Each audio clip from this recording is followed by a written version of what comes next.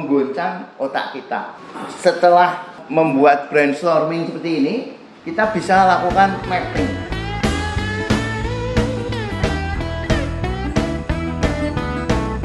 Salah satu metode yang bisa dilakukan ketika kita menghadapi tema itu adalah yang dipakai ya, tekniknya disebut dengan brainstorming.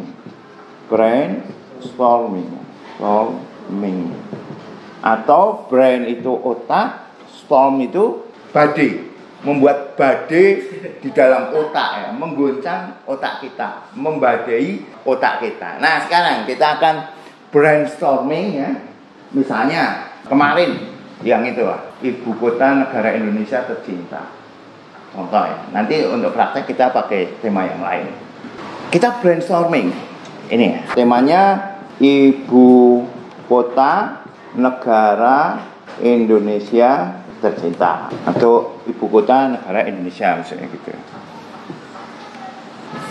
Maka apapun yang keluar ketika mendengarkan tema ini kita kerjakan di dalam kertas ya, memakai kertas HVS atau buku, kita bikin seperti ini ya. Tema yang utama ditulis, kita lingkari, terus kita buat apa saja yang muncul itu coba kita tulis. Misalnya, oke, sekarang secara spontan ya, ketika ada tema ibu kota negara Indonesia, gitu ya, ibu kota negara Indonesia, apa yang muncul di dalam benak teman-teman, di dalam benak rekan-rekan? Apa aja? Monas, ya. Nah, Monas, oke. Terus? Kemacetan, ya, kemacetan. Jokowi, apapun yang muncul kita buat apa tadi? Padat ya, kepadatan, padat. Terus apa lagi tadi? Tanah Abang, ya. Tanah Abang, banjir. Apa lagi kira-kira? Anies ya, Anies. Apapun yang muncul kita tulis apa? Gedung tinggi ya, gedung tinggi. Gedung tinggi. Polusi ya. Polusi. Apa? Lumire ya, hotel ya. Hotel Lumire. Apa aja? Apa lagi? Ada lagi ya? Merah putih ya, merah putih. Merah putih. Artis ya. Artis. Jembatan layang. Jembatan layang. Taman mini. Apa lagi? Ya? Bioskop. Oh. Apa lagi? Hah? Apa lagi kira-kira? Apa lagi? Masih ada? Oke, kalau toh nggak ada, kita setelah membuat brainstorming seperti ini, kita bisa lakukan mapping. Mapping itu mengklasifikasikan. Misalnya, kok ada Anies, ada Jokowi, berarti klasifikasi tokoh, ya kan, tokoh. Lalu ini kasih nomor 1 ya. Nomor 1 adalah tokoh ya. 1 tokoh. Ada Monas, ada gedung tinggi, ada apa lagi? Bioskop, itu berarti klasifikasi apa? Bangunan ya. Dua bangunan. Betul. Terus ada kemacetan. Ada apa lagi nih? Banjir. Ada padat. Apalagi tadi? Ini 3 ya.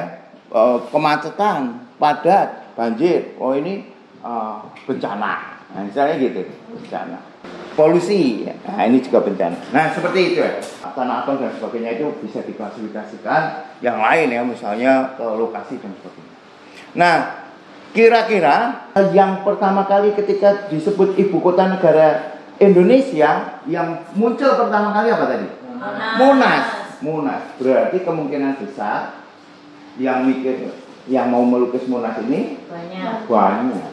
Ketika banyak berarti harus kreatif kan? Kreatif itu kan mencari yang beda, mencari yang unik, mencari yang lain daripada yang lain kan.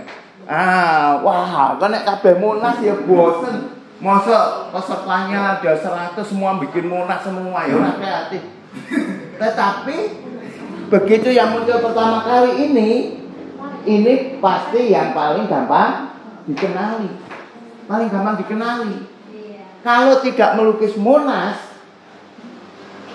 berarti yang lain lebih susah dikenali. Tapi bagaimana agar yang tidak sekuat Monas ini tetap bisa diketahui? Nah, itu problem yang harus dipecahkan oleh seniman, oleh peserta. Misalnya apa ya yang selain Monas ya, yang dari sekian ini kira-kira mana selain Monas yang lebih menggambarkan ibu kota Indonesia? Mana lagi kira-kira? Tanah Abang. Tanah Abangnya apa bentuknya? Pasar. Apa bedanya pasar Tanah Abang dengan pasar Beringharjo dengan pasar di Rio, di Indragiri Hulu? Indragiri Hulu pasarnya apa namanya? Pasar Molek. Pasar baru. Apa bedanya pasar Tanah Abang dengan pasar baru? Lengkap di sana. Harganya. Ya? Harganya. Nah, bagaimana ini menggambarkan secara visual? Ya gitu. Nah, itu problem-problem yang akan kita hadapi. Apalagi kira-kira selain Monas, apalagi kalau dari sini yang bisa menggambarkan Jakarta apa? Atau menggambarkan ibu kota? Artis ya, artis ki sopo misalnya. Apakah dia itu mewakili ibu kota? Gambar Buika malah jadi orang ibu kota negara Indonesia tercinta, tapi SLB Ibu tercinta, gitu kan? Nah, itu teman-teman ya yang bisa digarap. Misalnya, aku lebih ke arah ini aja misalnya. Kemacetan campur banjir, macet campur banjir, misalnya seperti itu. Macet campur banjir, ada gedung tingginya, misalnya kan. Beberapa gedung tinggi di sana mungkin ada beberapa gedung tinggi yang cukup dikenali, misalnya seperti itu ya. Atau kalau kudu misalnya harus Monas, kok muncul terus ya nih Monas? Rasa-rasanya orang dari Monas angel. Biasanya orang gambar Monas itu ya seperti itu. Saiki piye ben kreatif. Monasnya diwalik, akhirnya gitu kan. Monasnya ambruk, monasnya kebanjiran terus walik kan gitu kan. Jadi kan ada sesuatu yang berbeda, ada sesuatu yang kreatif. Tidak sama dengan teman-teman. Ya? Ya boleh aja kan, asalkan kantornya penggunaan. Iya, Pak. Enggak nyata gitu. Baik, sekarang ya di dalam bentuk ini ya, di dalam bentuk dari hasil komposisi dan teknik ini kalau sudah dikombinasikan itu nanti akan menghasilkan suatu gaya. Kalau di sini gaya. Nah, gaya itu ada yang realistik ya, realistik, ada yang deformatif,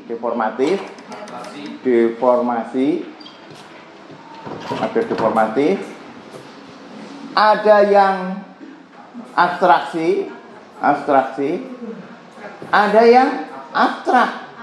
Ini kan juga bisa untuk membuat nilai-nilai kreatifnya kan ada di sini. Misalnya deformasi ya, tidak realistik. Itu deformasi macam-macam kan. Ada disederhanakan, simplifikasi. Ada yang dihias-hias, jadinya stilisasi. Ada yang dipanjang-panjangkan, jadinya distorsi. Ada yang dirusak, namanya destruksi. Nah, didestruksi, dirusak. Itu bagian dari deformasi.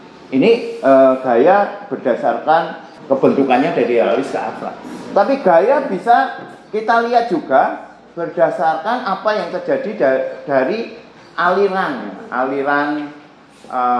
seni lukis yang biasanya ada di barat. Maka nanti macam-macam ini, ada impresionisme jadinya impresionistik, ada realistik memang, ada surrealistik. wah aku pengen bikin ibu kota negara tercinta ini surrealistik. Misalnya Monasnya mabur, gitu kan. Monasnya iso ditomplaki apa di atas ya untuk mengatasi kemacetan, maka Monasnya itu jadi pesawat kan gitu kan. Itu kan salah satu pendekatan realistik terhadap tema. Atau kalau memang bisa menghindari Monas ya dengan menghadirkan misalnya gedung tinggi lah, dengan kemacetan lah, atau dengan pasar Tanah Abang tadi, ya itu kemungkinan besar ya berbeda, kemungkinan besar berbeda dari yang lain, gitu. Dari yang cara berpikirnya kurang kreatif. Jika rekan-rekan ingin belajar seni lukis, join kampus seni lukis Painting Explorer. Ikuti juga pamerannya. Gabung ke YouTube membership Painting Explorer Channel.